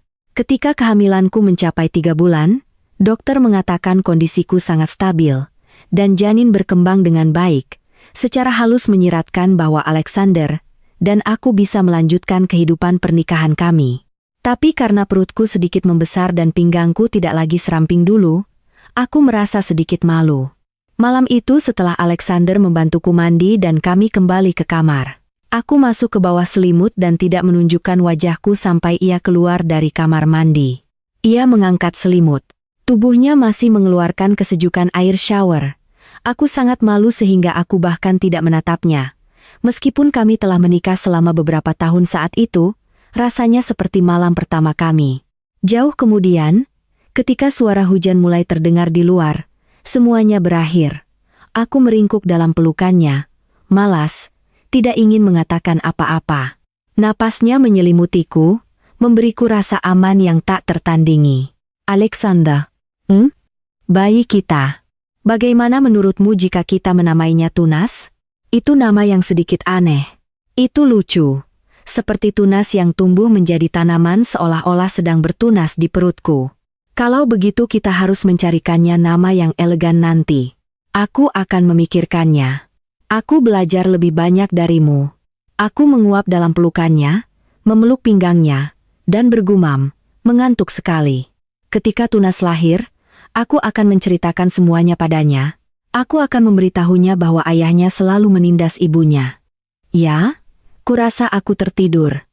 Itulah mengapa aku tidak mendengar kata-kata yang Alexander bisikkan di telingaku.